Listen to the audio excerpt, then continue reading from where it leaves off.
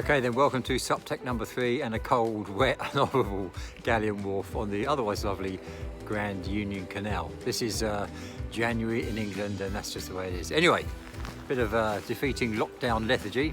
Two more drills for you. The first is called the Swan, also known as the weightlifter, or more properly maybe the pull-up drill. It's called that because of the grip. So if you think about it, this is your normal grip, okay? Top and bottom. What you do at the top is you change from this palm over the palm grip into a grip so your thumbs are opposed, okay? Now the reason for that, when you think about it, when you're paddling normally, we talked in the last video about setting up in that nice big A-frame to unlock the lats that insert into the top of your arm, yeah? You understand that? However, there's a tendency to roll the wrist. Whatever form of single blade paddling doing, you're rolling the wrist, and what it actually does is that actually kills the catch.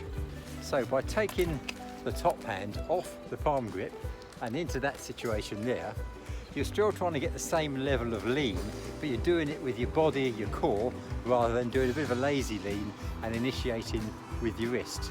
Okay, so all you're really doing is 20 strokes on one side and then switching, that's regular, then switching to the pull-up grip or the swan grip, it's also known as swan in single boat paddling, and then same again, dropping and driving, but doing it with those thumbs opposed. Okay, have a look at the video. You have to look closely, but the drill is exactly the same, or the paddle technique is exactly the same, except you're creating the angle of lean with the body, the core, rather than that lazy lean, just rolling the wrist and actually losing the catch in the process.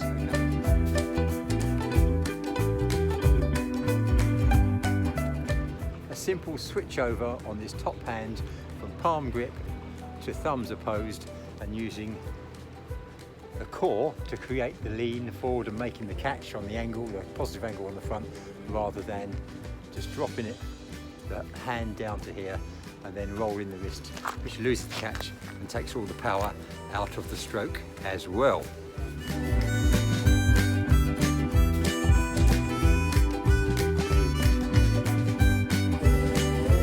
So I talk in terms of 3 phases of the stroke. There's the catch point, the power point where the blade is 90 degrees, therefore creating most motive force forwards because you're pushing back, so the boat or the board is going past the paddle, and there's a spring off the back.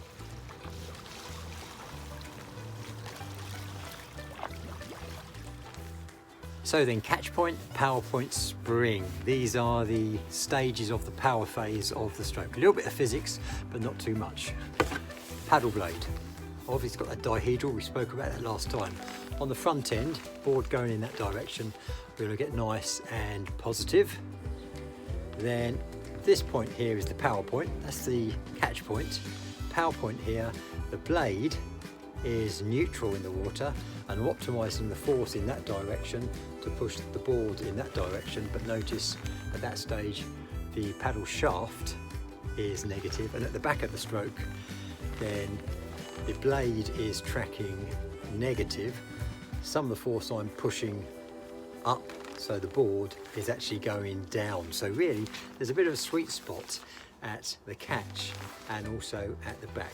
At the back, I liken that to pushing off a wall of water. Imagine the force I'm putting through the blade, I'm building a wall of water and I'm going to spring off that wall at the back and initiate the next stroke. But there's some drive I can get, and I've measured about 1/3 of my stroke, about 30%, maybe more, of my body power I can activate again in the back of the stroke, and that's going to propel the boat or the board that much faster, that much more efficiently, and I get more bang for the buck, if you like, from each particular rotation of the paddle stroke.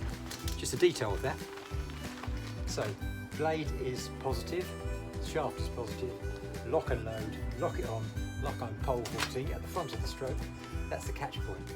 Tracking through to the power point, in this case blade is neutral, shaft is just negative, as I've explained. That's the front of the stroke, catch to power.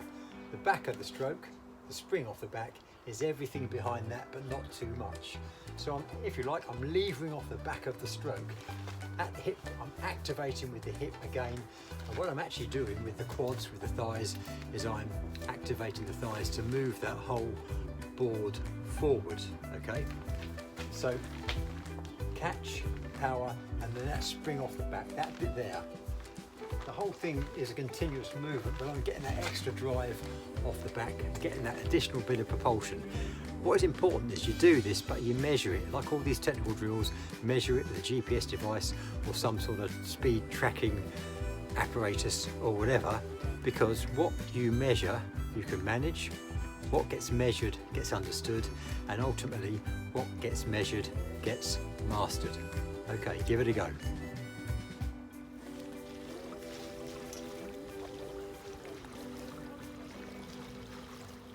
Okay then, I hope you enjoyed the video. I hope you found it useful. And if you like what we do on this channel, please do subscribe, show us that you love us.